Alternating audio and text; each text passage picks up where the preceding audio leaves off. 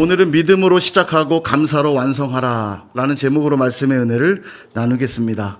알랭드 보통이라고 하는 소설가가 자신이 쓴 책 불안이라고 하는 책에 보면 사람이 불안을 느끼는 원인을 5가지로 이야기를 합니다. 첫 번째는 사랑의 결핍, 두 번째는 편견과 차별의 속물근성, 세 번째는 끝없는 욕망의 기대, 네 번째는 능력주의가 낳은 무한 경쟁, 다섯 번째는 불확실성. 이렇게 5가지가 우리 인류가 불안 속에 살아갈 수밖에 없는 이유라고 말하는데요. 공감이 가지요? 수많은 이유들로 우리는 불안에 휩싸여 쌓여갑니다. 오늘 이렇게 평안한 것 같지만 불과 2, 3년 전만 돌아보아도 최첨단 과학과 의학의 시대를 살고 있음에도 불구하고 코로나라고 하는 이 전염병이 우리를 얼마나 불안 속에 살아가게 했습니까? 코로나가 끝난 것 같지만 앞으로는 더 다양한 슈퍼 바이러스들이 나타날 것이라고 전문가들은 이야기합니다. 그러니까 앞으로도 우리는 계속 불안 속에 살아갈 수밖에 없게 될 것이고요. 결국 모든 인생들은 죽게 된다고 하는 이 사실 앞에 불안이라고 하는 요소는 인간의 필연적 요소가 아닌가 그렇게 생각이 듭니다. 아무리 노력해도 해결되지 않고 좋은 조건과 환경이 갖춰진다고 해도 해결되지 않을 겁니다. 결국 하나님이 없는 인생은 불안 속에서 살아갈 수밖에 없다는 것을 우리는 깨닫게 됩니다. 문득 궁금해지는데요. 이 땅에 인간의 모습으로 오셨던 예수님은 그럼 어떠셨을까? 인간의 몸을 입고 계셨는데 예수님도 과연 불안했을까? 예수님이 십자가를 앞두시고 겟세마네에서 기도하실 때 그 내용을 보면 이런 고백을 하십니다. 마태복음 26장 38절에서 39절. 이에 말씀하시되 내 마음이 매우 고민하여 죽게 되었으니 너희는 여기 머물러 나와 함께 깨어 있으라 하시고 조금 나아가사 얼굴을 땅에 대시고 엎드려 기도하여 이르시되 내 아버지여 만일 할 만하시거든 이 잔을 내게서 지나가게 하옵소서. 그러나 나의 원대로 마시옵고 아버지의 원대로 하옵소서 하시고. 아멘. 여기 보니까 내 마음이 매우 고민하여 죽게 되었다. 예수님 이런 고백을 드려요. 인류의 모든 죄를 짊어지고 십자가에서 이제 죽으셔야 되는 그 상황이 얼마나 힘드셨는지 매우 고민하여 죽을 지경이다. 이렇게 고백하고 있습니다. 여러분 이 감정은 분명 우리가 느끼는 불안의 감정과 동일한 감정이었을 겁니다. 왜냐하면 히브리서에 보면 예수님은 우리와 똑같이 시험을 받으신 이로되 죄는 없으시다 이렇게 말씀하면서 우리의 연약함을 동정하지 못하실 리가 아니다 이렇게 표현하고 있거든요. 그러니까 이 땅에서 우리가 느낄 모든 것들을 다 느끼신 분이시기 때문에 그분은 우리를 동정하실 수 있는 분이다 그 말이에요. 우리의 연약함도 또 우리의 불안함도 다 주님은 이 땅에서 겪으셨고 그래서 이해하신다는 얘기예요. 그러니까 지금 이 느끼는 십자가 앞에서의 이 고통은 우리가 느끼는 불안의 감정과 동일한 감정이라는 걸 알 수 있고 여기 아무리 힘들어도 내 죄가 아닌 죄 때문에 십자가에 못 박혀 죽는 정도의 고통에 놓여 보신 분 계십니까? 아마 없으실 거예요. 그럼에도 우리의 마음을 다 이해하신다고 말씀하죠. 수술을 앞둔 환자의 마음, 시험을 앞둔 학생의 마음, 취업을 앞둔 취준생의 마음, 결혼을 앞둔 젊은 청년들의 마음, 여러 가지 문제들을 만난 사람들의 그 마음을, 그 불안한 마음을 주님이 다 아신다는 거예요. 그럼 주님은 그 불안의 마음을 어떻게 해결하셨는가? 이 불안의 감정을 느꼈던 십자가에서 주님은 이런 마지막 고백을 드립니다. 누가복음 23장 46절. 예수께서 큰 소리로 불러 이르시되 아버지 내 영혼을 아버지 손에 부탁하나이다 하고 이 말씀을 하신 후 숨지시니라. 아멘. 아버지께 내 영혼을 부탁합니다. 이렇게 고백하고 있죠. 하나님을 향한 100%의 믿음이 예수님께 있었고 영혼을 부탁했다는 것은 예수님 안에 있었던 그 모든 불안과 초조한 마음까지도 다 주님께 하나님께 맡기셨다는 고백이에요. 그리고 그 끝에 주님은 승리하신 것이죠. 그리고 이제는 예수님의 그 믿음의 순종이 저와 여러분들에게 나타난 바 되어서 이제 누구든지 예수 그리스도를 믿기만 하면 우리도 그 불안을 뛰어넘어 영원한 생명과 평안을 누릴 수 있게 된 것입니다. 그러므로 예수님을 믿는 믿음만이 우리 인생에 찾아오는 불안과 초조를 극복할 수 있는 유일한 길이라는 사실을 믿으실 수 있기를 주님의 이름으로 축원합니다. 자, 오늘 본문에 보니까 예수님이 이런 감사 기도를 드리십니다. 21절. 그때 예수께서 성령으로 기뻐하시며 이르시되 천지의 주제이신 아버지여 이것을 지혜롭고 슬기 있는 자들에게는 숨기시고 어린 아이들에게는 나타내심을 감사하나이다. 옳소이다. 이렇게 된 것이 아버지의 뜻이니이다. 아멘. 자, 이 말씀 보니까 그때에 라고 시작하죠. 앞에 무슨 배경이 있었다는 얘기입니다. 앞에 어떤 상황이 있었냐면 70명의 제자들을 파송하셔서 그들로 전도하게 하십니다. 전도 여행을 간 그들이 복음을 전할 때마다 놀라운 기적이 나타났는데 사탄의 권능이 하늘에서부터 땅으로 떨어지는 걸 본 겁니다. 귀신들이 항복하는 일들이 일어난 거죠. 얼마나 놀라웠을까요? 얼마나 짜릿했을까요? 돌아온 그들에게 예수님이 뭐라고 하시냐면 어느 누구도 너희를 해치지 못할 것이다. 그렇죠. 귀신들이 땅에 떨어지는 것을 봤는데 얼마나 담대하고 좋았겠어요? 근데 예수님이 한 말씀 더 하세요. 그러나 귀신들이 항복한 것으로 기뻐하지 말고 너희의 이름이 하늘에 기록된 것으로 기뻐하라. 그렇게 말씀하세요. 하늘에 이름이 기록되었다는 뜻이 뭐겠습니까? 하나님의 자녀가 되었다는 사실, 하나님 나라의 백성 되었다는 사실로 인해 기뻐하라는 거예요. 다시 말해서 부모님이 용돈을 주셨다고 용돈 때문에 기뻐할 것이 아니고 언제든 이 용돈을 주실 수 있는 그 부모님의 자녀가 된 사실로 기뻐하라는 거예요. 너무 당연한 얘기겠죠. 이처럼 하나님의 자녀가 되었다는 사실을 깨달았을 그때에 그 말이에요. 너희가 하나님의 자녀가 되었다는 사실을 깨달았을 그때에 라며 감사기도를 지금 들으시는 겁니다. 다시 한번 21절을 보면 그때에 예수께서 성령으로 기뻐하시며 이르시되, 자, 예수님이 드리는 내용들을 보세요. 천지의 주제이신 아버지여 이것을, 그러니까 저들이 하나님의 자녀가 되었다는 이 사실을 지혜롭고 슬기 있는 자들, 즉 똑똑하다고 말하는 자들에게는 숨기시고 어린 아이들, 즉 하나님만 전적으로 의존하는 자들에게는 나타내셨다는 사실로 인하여 감사합니다. 이것이 아버지의 뜻입니다. 이렇게 고백하고 있는 겁니다. 그리고 22절, 내 아버지께서 모든 것을 내게 주셨으니 아버지 외에는 아들이 누구인지 아는 자가 없고 아들과 또 아들의 소원대로 계시를 받는 자 외에는 아버지가 누구인지 아는 자가 없나이다 하시고. 아멘. 자, 이게 무슨 얘기냐면 계시를 받는 자만 아버지 하나님을 알 수 있다는 거예요. 계시를 받는 자만. 계시라는 이 말을 그대로 쉽게 풀어내면 뚜껑을 열어 보여주다, 이런 뜻이에요. 뚜껑을 열어 드러내다. 여러분, 뚜껑으로 덮여 있으면 그 안에 내용물이 뭔지 알 수 있나요, 없나요? 알 수 없잖아요. 근데 하나님이 그 뚜껑을 열어서 하늘나라의 비밀을 알려주시고 우리가 하나님의 자녀 되었다는 사실을 알려주셨다는 거예요. 이게 계시입니다. 그 계시가 뭐냐면 바로 예수 그리스도. 예수님을 믿는 순간 하늘의 뚜껑이 열린 거예요. 아, 하나님이 우리 아버지셨구나. 내가 하나님의 자녀였구나. 이 사실을 알게 하셨다는 거예요. 다시 말해서 예수 그리스도를 통해서 하나님이 우리의 아버지 되시는 사실을 알게 하셨다는 것이고, 이 사실을 저들에게 밝히 보여주셨으니 감사하지 않을 수가 없다고 예수님이 기도하고 있는 겁니다. 그래서 여러분, 하나님의 자녀 되었다는 사실을 깨닫는 것은 기적 중에 기적이고 최고의 감사의 제목이라는 거예요.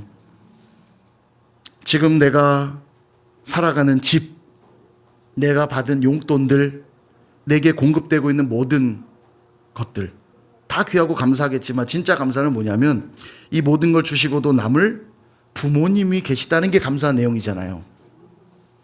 그러니 아버지요 어머니 되었다는 이분이 바로 나의 부모님이라는 사실을 믿는 것보다도 더 감사한 일은 없는 거예요. 부모님의 내가 자녀라는 사실은 감사하지 않은데 용돈 줄 때만 감사하고 집 사줄 때만 감사하고 차 사줄 때만 감사하다면 이건 되게 아이러니한 얘기인 거죠. 여러분, 어려서부터 늘 부모님은 나의 부모님이라 여기며 살았으니까 기적인지 모르시는 것 같은데 사실 여러분들은 부모님인지 확인한 적은 없으시죠? 예, 그냥 다리 밑에 주워온 사람들 아닙니까? 유전자 검사 안 해보셨잖아요. 근데도 당연히 그분이 부모님이라 믿었으니까 어떻게 하셨어요? 당당하셨죠. 돈 내놓으라고 협박하고 학비 내놓으라고 협박하고 밥 내놓으라고 협박하고, 그죠?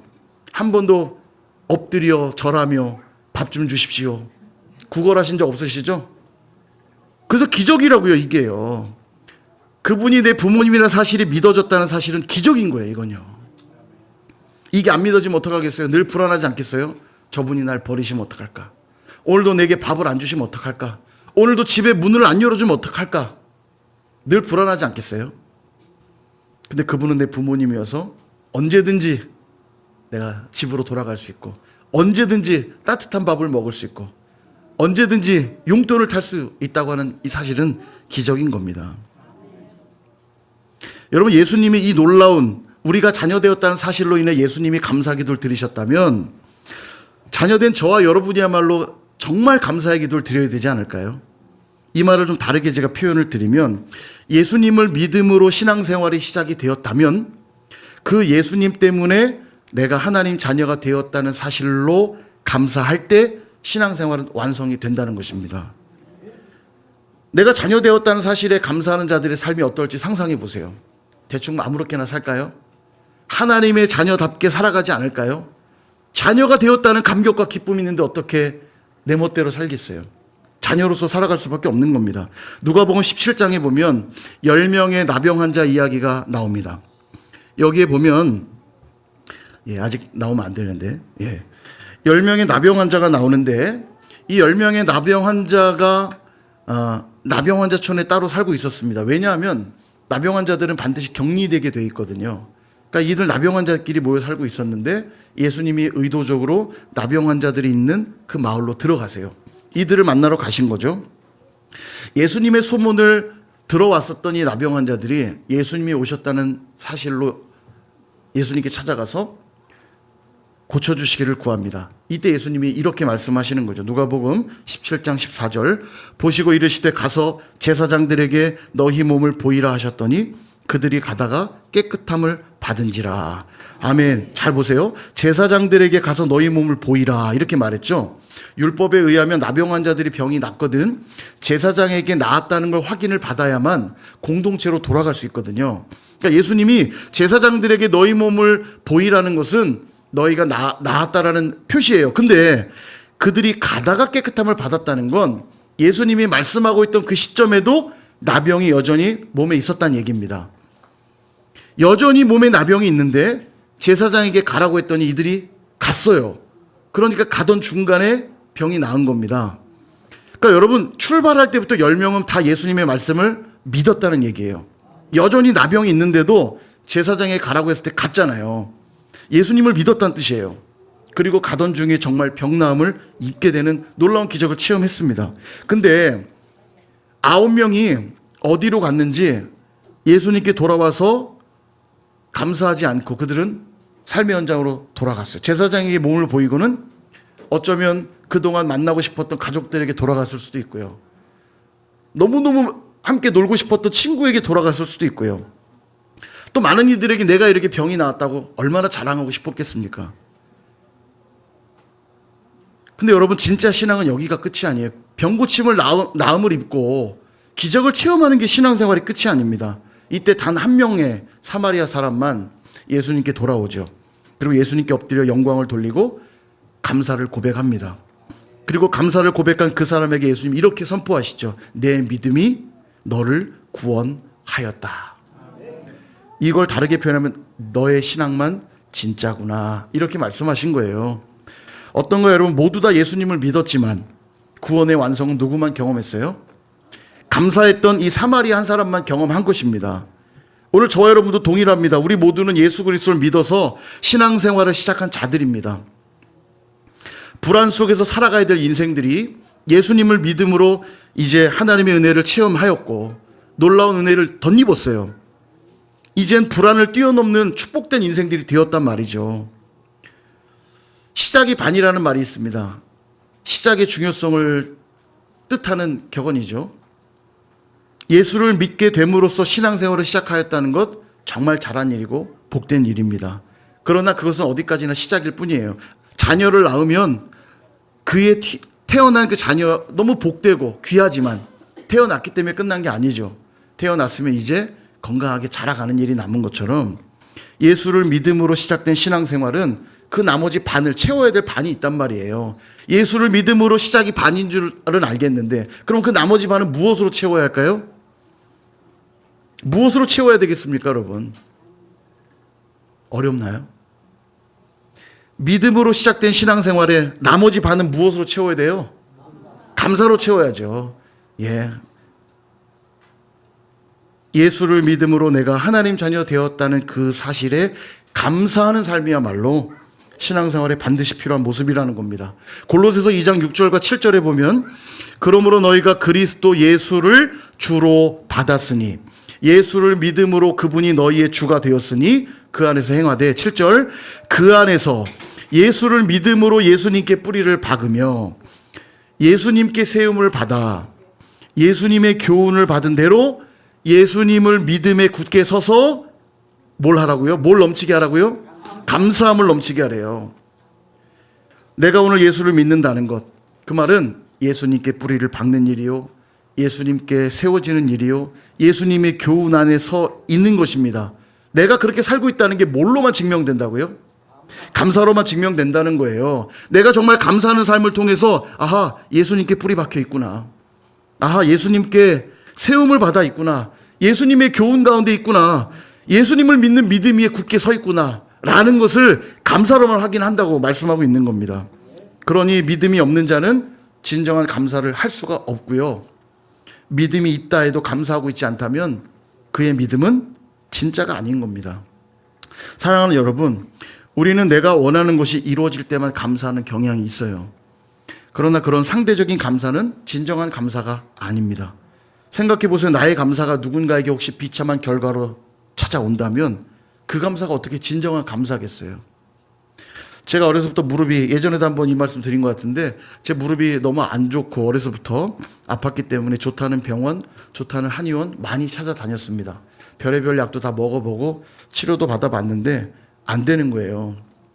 그래서 제가 무릎을 잘 못 꿇고 달리기도 단거리는 좀 괜찮은데 조금 장거리로 뛰고 나면 무릎이 아파가지고 되게 많이 힘들었어요. 근데 어느 날 이 한양대 류마티스 전문의 김성윤 박사님, 아주 세계적인 명의신데, 이분께 류마티스 쪽에 한번 검진을 좀 받아보면 어떻겠냐, 동네에 한 분이 안내를 해주셨습니다. 이분이 이제 한양대 병원 총무과에 계시는 분인데 저희 동네 주민이셨죠.